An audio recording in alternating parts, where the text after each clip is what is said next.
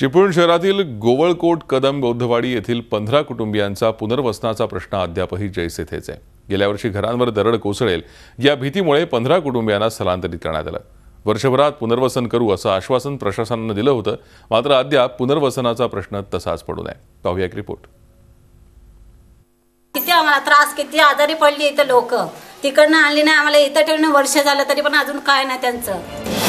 सरकारी काम आणि 12 महिने थांब अशी म्हण प्रचलित आहे, मात्र याच म्हणीचा प्रत्यय चिपळूणमधल्या गोवळकोट इथले कदम बौद्धवाडीतील नागरिक घेत आहेत। गेल्या वर्षी याच वाडीतल्या 15 कुटुंबियांच्या घरावर दरड कोसळेल म्हणून ती सील करण्यात आली होती। शासनाकडून पुनर्वसन करण्यात येईल असं आश्वासन देण्यात आलं आणि त्यांचं स्थलांतर गोवळकोट इथल्या प्राथमिक शाळेत करण्यात आलं।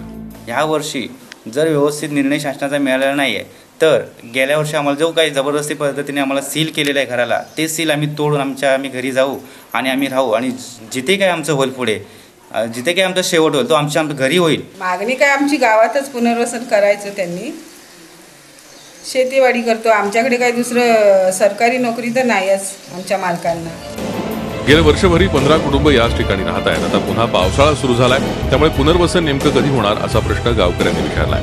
विशेष म्हणजे या सगळ्या कुटुंबियांचं पुनर्वसन करायचं कुठं हा प्रश्न अजून सुटलेला नाही। 1 वर्ष झालं शाळेत ठेवलेला, शाळेत सुद्धा गलतय आणि 1 वर्षात काही आतापर्यंत काही ही केलेली नाही। आता आमच्या घरी नाही जर लक्ष दिलं तर आमच्या घरी आम्ही येऊन राहणार, मग काय होईल ते जबाबदारी शासन घेणार।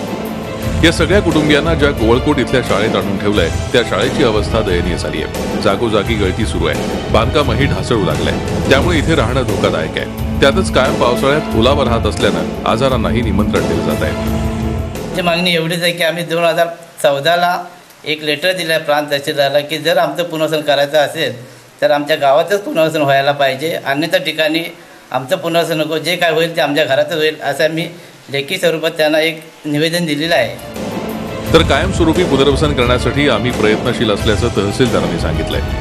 ग्रामस्थांची अशी मागणी आहे की गोवळकोटमध्येच पुनर्वसन व्हावं, त्या दृष्टीने आम्ही प्रयत्न केले।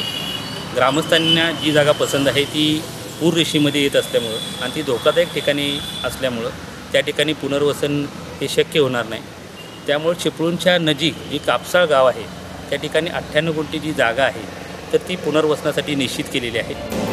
पावसाळा संपेपर्यंत पुनर्वसनाचा प्रश्न सोडवला नाही तर घराचं सील तोडून राहायला जाण्याचा इशारा इथल्या ग्रामस्थांनी दिलाय आणि त्यानंतर एखादी दुर्घटना घडली तर त्याला शासन जबाबदार राहील अशी भूमिका या ग्रामस्थांनी घेतली आहे। त्यामुळे लवकरात लवकर प्रशासनानं या ग्रामस्थांचा प्रश्न सोडवणं आवश्यक आहे। प्रणव बोळेकर, झी मीडिया, रत्नागिरी।